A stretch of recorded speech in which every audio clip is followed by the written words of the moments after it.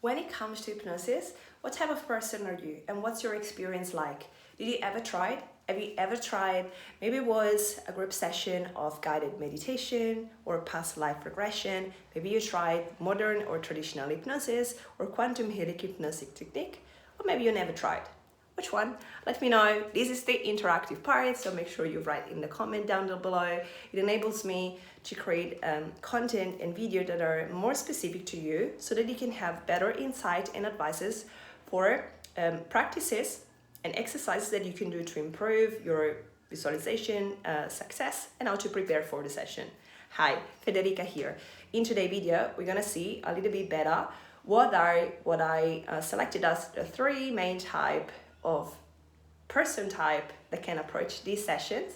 And stay to the end because the main focus of this video is really going to give you tips. It's like your instruction book on how to navigate throughout the session. Whether you're what I call a logic skeptical, an hybrid, or a visual spiritual person, you're gonna encounter, especially if you reach the last part of the quantum healing hypnosis session, which is the one where you trance channel the guidance of your higher self, you're going to likely experience that dance, and for some people, that battle between your rational ego mind and the higher self of the guidance. Some of you, the part 3, like visual spiritual, could also include people that are Reiki or energy practitioner, or maybe you do mediumship or channeling, or are broadly open to these sort of experiences, or it's very easy for you, your pineal gland is very active, it's very easy for you to see. Even if you're this type of person, so normally you would do very well, grounding exercises might be beneficial for you, but even if you're so open to experience and allow and enable your higher self channeling for you to come through, it is still so weird to experience that throughout this session, because there is that, if you never tried that before, this dance, this coexistence between your rational mind and the higher self, it's quite unique, it's quite special. So let me start better talking to type A and B. If you're a logic skeptical, then it would make sense to you that you're one of those people that normally say, I'm not the type of person that can be hypnotized. And that's okay. In actuality, we do very often.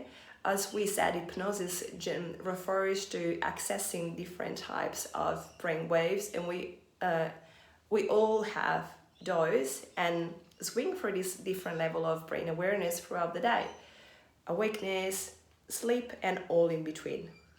I want you to think for a moment, reframing the word hypnosis with the word influence. So let's do this exercise together.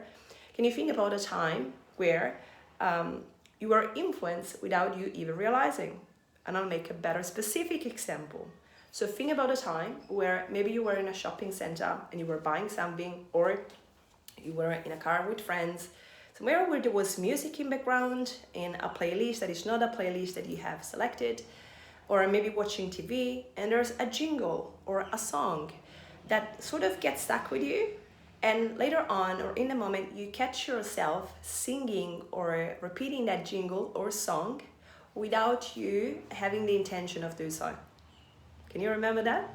Is there any song that's it? So this is a perfect example, if you can find that, this is a perfect example of influence, of when, regardless of you, like even if you're highly intelligent and you remain in control, something slipped underneath the level of your awareness and intentional decision, and a message got in your subconscious. So can we normalize this? Yeah, can we normalize it? We normally do. So we are just going to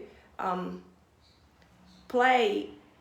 I want to use play very respectfully, as in we enable us to try, and once the level of trust is established with the practitioner, we enable us to try these experiences, and we give ourselves permission to drop and lower our awareness level to enable the guidance from the higher self to come through. If you were doing a traditional or modern type of hypnosis style of session with a qualified hypnotherapist, then that would be different, because it would be the hypnotherapist directly giving you or sort of installing in your subconscious a new or a modified belief, anything constructive that has the intention to help you to stop a limiting belief or a habit or a pattern, or just help you to improve in some way. Remaining on something that is constructive for you, this experience is very unique and from many aspects goes beyond. It is not the practitioner, as we said, that is going to tell you what to do or give yourself the guidance. Instead, the practitioner is gonna guide you, I'll make an example soon, to enable your higher self to come through and for you to receive, maybe to release trauma, in a sense of revisiting past life, the one that is the most appropriate for you, that is not selected by you, is not selected by the practitioner, is selected by your soul, your higher self. And then to have the guidance, really, literally, to have the list of questions that you have to prepare, the areas where you would like to have insights or guidance on, to have those ones answered and guided, and oftentimes to have also healing, physical healing happening throughout the body. Now, although this may change on a very unique case-to-case scenario, this is very likely, and if you have watched and followed Dolores Cannon work, you know this is absolutely possible.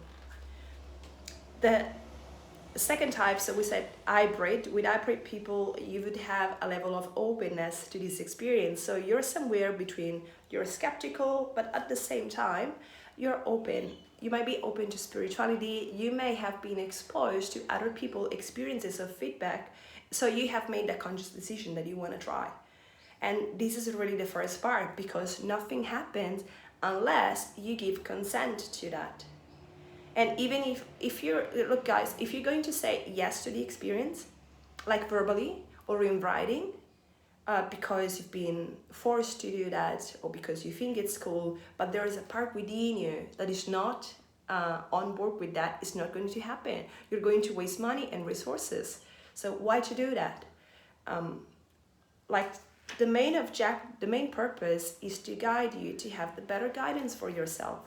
This is a really intimate type of experience, and not in any physical contact type of way, but in the way that you're going to open yourself, so there's a level of vulnerability with that. And information that are very private to you may come up. You're always in control. So again, both yourself and your higher self would know if it's not safe for you, if you're not dealing with a person that is a sincere person, as in the practitioner, most likely information would not come out. Okay, so just wanted to reassure you with this. But overall, it's a vulnerable type of experience, and why would you want to go through that unless you have made the decision to go through that? If you just want to do an arm wrestle with the practitioner, like to show you I cannot be hypnotized and just waste your resources, like save your money, don't take the step into coming to these experiences. But if you are on the fence, if you're type A, then listen to the end to understand what may come up. So you better prepare it, you let it marinate with yourself, and you take a decision whether to do, whether to better approach to be successful. So a wonderful analogy that I can think of is the diving. So imagine you go diving and you're going to be in the water, you're going to be underneath the water. Someone is guiding you from the top, which is going to be myself, the practitioner. The practitioner from top is not going to see what you're going to see down there, but it's going to guide you for your safety. It's going to lead you to go down, and it's going to safely bring you back up. It's going to be able to know and to read the room enough to understand if anything changes and when it's safe for you to stay a little bit longer, to guide you to expand a little bit further, or when it's appropriate and safer for you to come back out of the session, come back to full awareness and go back to your day. So before you go diving, it makes sense you want to have the best instruction manual so you can be prepared. And the more you can be prepared, the more you can also prepare that self-inner talk between yourself and your soul, and also how to manage throughout the session. Because as we said, it is not that you disappear or you go sleeping or you go fully. The trance is quite different from what you may expect in your mind. And then to actually go through the experience, it's quite different. we already offered the example of being in the car.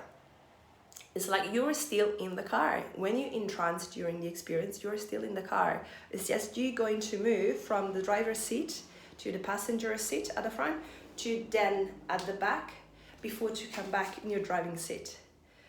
And let me address type 3, which is the visual spiritual. So again, if you're super accustomed and super successful in visualizing, seeing images, and maybe also hearing, senses, cognizance, having the sense of knowing, it might still be a different experience when you go through that and when you experience underneath the session. I have contacts and friends and clients that are expert medium and channeler and other Reiki practitioner. So with these people, it's very easy because they're so open to the session. Yet the level, like there might be lots of shadow and inner belief within ourselves that are being compounded and reinforced over time to the level of, even if the spirituality area it's very open, so even if your soul gifts are out, there might still be those inner things hindering you at some times. So you still need to be good enough to be able to go within, shed the light internally when you feel the blockage, and check with yourself if you can enable you to live the experience. What is example for this? What is the instructional manual to go through the session? Through the session, we said the most useful and simple thing that you can think of is this example of the car. Driving seat, passenger, going at the back. When you end the session and exit the hypnosis, you return to your driver's seat.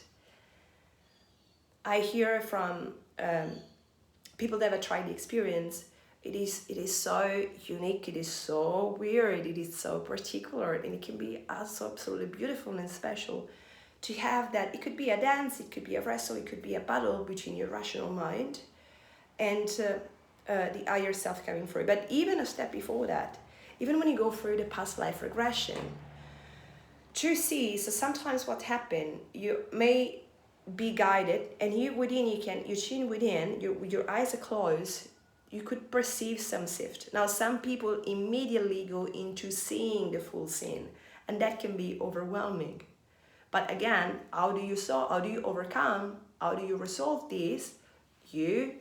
Before to show up to the session, you have an inner talk with yourself and you make the decision. You're gonna be open. You are going to give you permission to try. And if there is any resistance from yourself that wants to draw a decision or put things in the box, you negotiate with yourself that you are going to wait the end of the session to do that. So you're not going to mess up with the experience. You are going to enable yourself to live the experience. Now, this is going to make sense when you go through the session.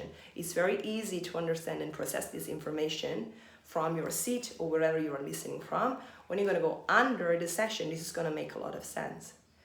You want to give yourself permission. You want to give yourself permission to trust, to allow things to happen without judgment. Don't try to judge or don't try to rationalize what is happening. You can do that at a later time. So you can still do that, absolutely.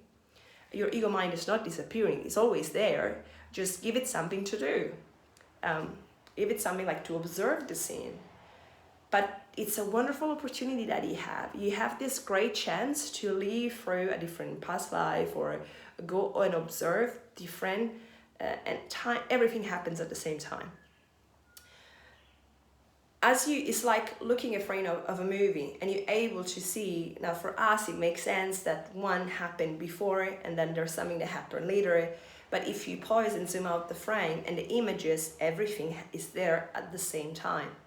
If this is too much, let's put it aside for this video and just understand that if it happens to you, you go through the experience and things are overwhelming for you, whether you are type A, B, or C, you can still go within, take a deeper breath, and give yourself the chance and the permission to experience without judgment what is coming through, and then let any logic, let any conclusion or rationalization or putting things in the box later or after. You will have that opportunity to do that 100%.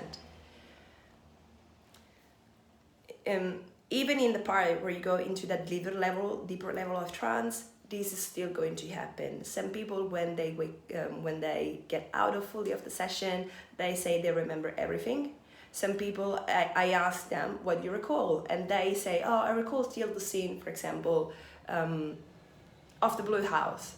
So they are referring to possibly the first scene that they saw when they arrived at the past life regression, but in reality, they remember everything. So even when they listen to the audio, you have the whole recording, so you are 100% with transparency, fully aware of anything that happened before when you lie down to when you stand up, which is excellent, because like you know everything. But there is this level of confirmation. I actually remember everything. Like this was weird, because it's actually like people describe, and you can go and check in my shorts, like the feedback from clients. There is this testimony of feeling the double experience of feeling your energy, feeling your rational mind, and also enabling something else to come through, which is your soul, your higher self speaking for you. I hope this was helpful. Please, any other question? What is not clear to you? What is some concern that you may have? Or any other question, let us know, write it down below. So I have the opportunity to create more content that is helpful for you. See you soon, and for now, bye. Thank you.